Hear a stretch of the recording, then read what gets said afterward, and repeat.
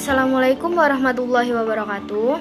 Perkenalkan, nama saya Indriani Milasari dari Prodi PGMI 3A dengan NIM 0221907000. Baiklah, saya akan mempresentasikan hasil makalah dari saya yang berjudul Pembelajaran Sastra Anak Kelas Tinggi di Bidang Membaca dan Menulis.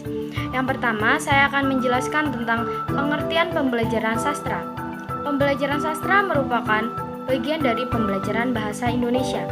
Pembelajaran sastra tidak hanya membuat siswa mengenal, memahami, serta menghafal definisi sastra dan sejarah sastra, melainkan juga untuk menumbuh kembangkan akal budi siswa melalui kegiatan pengalaman bersastra yang berupa apresiasi sastra, ekspresi sastra, dan kegiatan telaah sastra sehingga tumbuh suatu kemampuan untuk menghargai sastra sebagai sesuatu yang bermakna bagi kehidupannya. Yang kedua, pentingnya pembelajaran sastra untuk anak kelas tinggi. Pentingnya pembelajaran sastra anak kelas tinggi adalah untuk meningkatkan kemampuan siswa berbahasa dan mengapresiasi maupun nilai pendidikannya, dan yang lain membantu perkembangan bahasa bagi siswa anak kelas tinggi. Yang kedua, mengembangkan kemampuan membaca dan menulis siswa anak kelas tinggi. Yang ketiga, mengembangkan kepekaan terhadap cerita.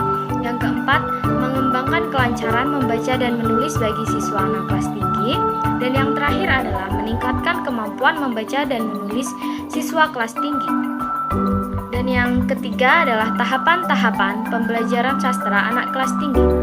Tahap yang pertama yaitu tahap penikmatan.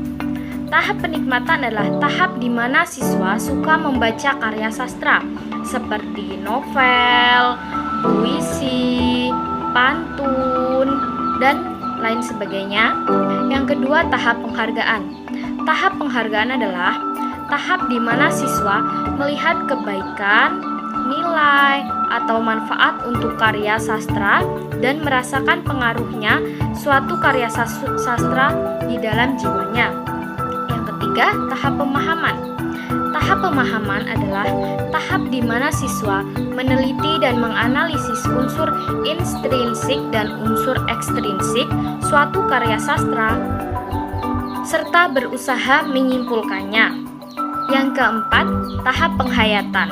Tahap penghayatan adalah tahap di mana siswa mulai menganalisis lebih lanjut suatu karya sastra, mencari hakikat atau makna suatu karya sastra berdasarkan argumentasinya, dan membuat tafsiran dan menyusun pendapat berdasarkan analisis yang telah dibuat.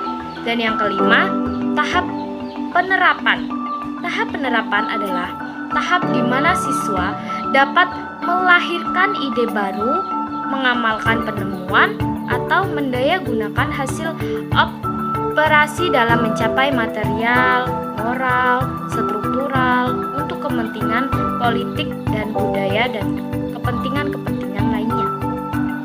Dan yang keempat adalah cara meningkatkan kemampuan membaca dan menulis anak kelas tinggi. Yang pertama, dengan cara menyediakan fasilitas untuk membantu meningkatkan minat baca dan tulis anak kelas tinggi, seperti menyediakan pojok baca. Yang kedua, mengajak anak ke perpustakaan. Yang ketiga, membacakan buku untuk anak. Yang keempat, menjadikan suatu permainan membaca dan menulis itu. Yang kelima, menyanyikan lagu-lagu. Yang keenam, menyediakan tempat khusus untuk membaca seperti perpustakaan mini dan lain sebagainya. Yang ketujuh, membiarkan anak mencoba untuk menulis sendiri.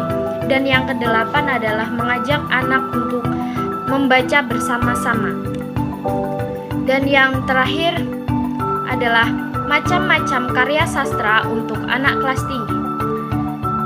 Berikut adalah macam-macamnya. Yang pertama, novel. Yang kedua, cerpen. Yang ketiga, fiksi realistik. Yang keempat, fiksi fantasi. Yang kelima, fiksi histori. Dan yang keenam, komik. Baiklah, mungkin hanya itu pemaparan presentasi makalah dari saya. Kurang dan lebihnya saya mohon maaf. Saya akhiri. Wabillahi taufiq wal hidayah. Wassalamualaikum warahmatullahi wabarakatuh.